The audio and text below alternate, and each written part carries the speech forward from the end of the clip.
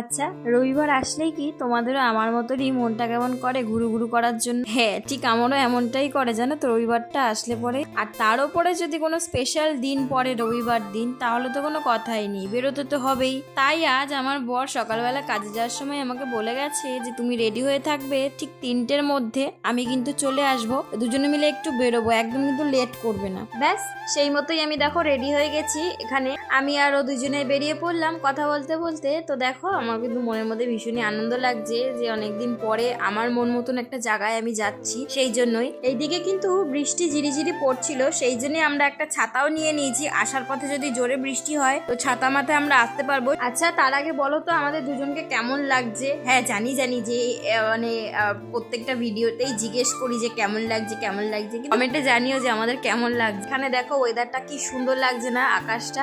আমার তো বেশ মজা লাগছিল আকাশটা দেখে। ওয়েদারটা দেখে কিন্তু পুরো পুজো পুজোই লাগছে, মানে সেই পুজোর একটা আমেজ, একটা শিউলি ফুলের গন্ধ, একটা মেঘলা গন্ধ, ভীষণ ভালো লাগছিল। যাই হোক, তো আমরা দেখো এখন কোথায় যাচ্ছি তোমাদের বলি চলো। তো আজকে হচ্ছে মহালয়া, তোমরা সবাই জানো আজকে রবিবার হচ্ছে মহালয়া। পুজোর আগেই আমি ভেবেছিলাম যে একটুখানি কুমোরটুলিতে যাব। আমি কিন্তু অনেক বছর হয়ে গেছে কুমোরটুলিতে যাই না, তো সেই জন্যই ভেবেছি যে এই বছর কুমোরটুলিতে যাব পুজোর আগে। গত বছর গেছিলাম কুমোরটুলিতে পুজোর সময়, তো ভালো মতন ঘুরতে পারিনি। সেই জন্যই আমি ওকে বলে রেখেছিলাম প্রায় 2-3 মাস আগেই যে আমরা আজকে কুমোরটুলিতে যাব মহালয়ার দিন। তো সেই মতোই আর কি, দিনটা যেহেতু চলে এসেছে আর দেরি করে নিয়ে ঝটপট করে আমরা বেরিয়ে পড়েছি দুজনে মিলে ঘোরা। আমাদের কিন্তু পৌঁছতে অনেকটাই দেরি হয়ে গেছিল, যেহেতু আমি 3টের মধ্যে রেডি হতে পারিনি। মানে আমাকে বলেছিল 3টের মধ্যে বেরোবো, কিন্তু 3টের মধ্যে বেরোনো হয়নি আমাদের।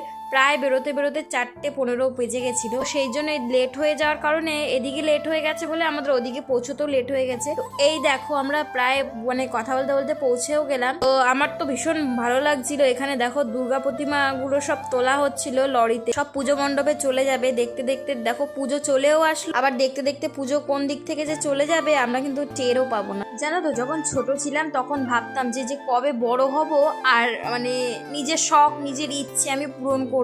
তো মানে পুজোয় ঘুরতে যাব, পুজোয় নিজের মতো নিজে সাজবো, ঘুরবো ফিরবো, খাবো দাবো, সেই দিনগুলো আমি ভাবতাম। কিন্তু এখন না, সেই ছোটবেলার দিনগুলো মিস করি, ভীষণ মিস করি এখন বড় হয়ে যাওয়ার পরে, যে সেই দিনগুলো কতই না ভালো ছিল। যেহেতু অনেকটা দেরি হয়ে গেছে, সন্ধ্যা হয়ে গেছিল প্রায়, তো সেই জন্য আমরা লেট করিনি, আমরা বাড়ির দিকে রওনা দিয়ে দিয়েছি। যাওয়ার পথে একটুখানি ফুচকা খেলাম, আর তোমাদের তো দেখালামই কালী মায়ের মন্দিরটা কত সুন্দর করে সাজিয়েছে। তারপরে একটুখানি আমরা এদিকে ফুচকা খেলাম, অনেকদিন ধরে ফুচকা খাওয়া হয় না যেহেতু, এই জন্যই ফুচকা খেতে আমার বেশ ভালোই লাগে। তো ফুচকা আমি 10 টাকার মতন খেয়েছি, ও খায়নি। তারপরে আমরা এদিক থেকে